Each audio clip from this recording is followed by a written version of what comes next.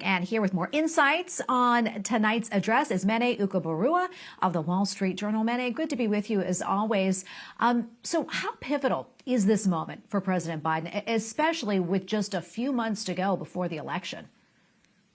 Well, it's absolutely huge, Tracy. I do think that a lot of people tend to write off the State of the Union as a laundry list of presidential accomplishments and plans. But this time it's coming right after both President Biden and President Trump seem to have put out any doubt that they will be the nominees for this year. And it also comes at a time when poll after poll is showing Biden trailing Trump by quite a significant margin, especially in a lot of key swing states like Michigan, Wisconsin, and Pennsylvania.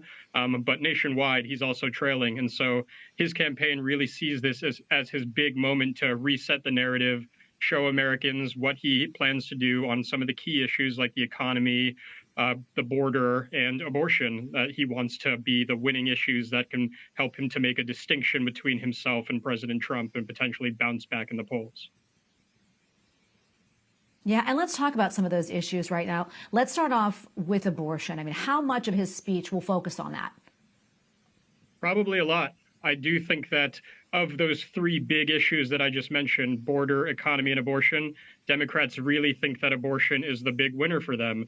We've seen in a lot of different states candidates running on pro-choice platforms, even in somewhat purple states like Kentucky, et cetera, were able to win. We've seen referenda about restrictions on abortion get turned down by voters in different states. And this is something that's driven a lot of turnout for Democrats. And so Biden wants to re-enter that into the agenda. He's going to have as one of his guests a woman named Kate Cox, who lives in Texas and traveled to New Mexico to get an abortion because Texas makes it very difficult to do. And so they're really going to be celebrating this and particularly trying to appeal to suburban women, showing that the Biden administration is going to expand access to abortion. And they think that that is something that's going to be a big political winner for them. Yeah, also another big issue, as you mentioned before, was the economy, is the economy, I should say. And the Biden administration has touted its economic success, this despite inflation, with higher prices for gasoline, groceries, and just about everything else. That said, how exactly do you think the president will convince Americans that we're on the right track? Well, it's going to be very, very tough to do because he's gotten significantly low marks on his handling of the economy from Americans.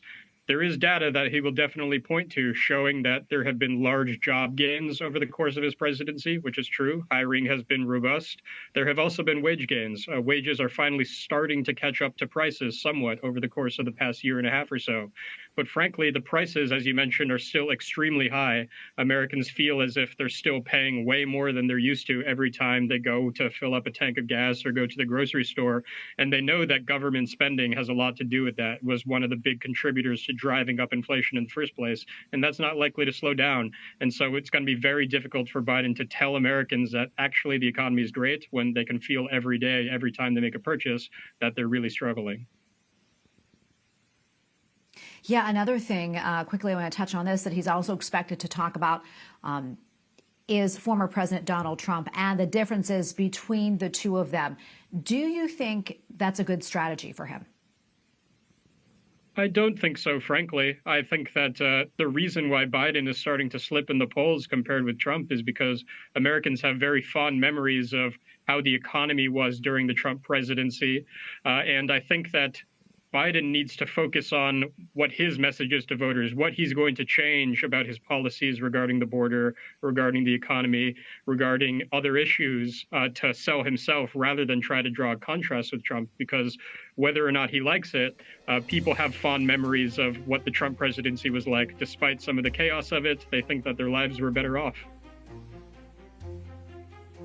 All right, Mene, thank you so much for weighing in. Always great to get your insights. We appreciate it. Thanks very much, Tracy.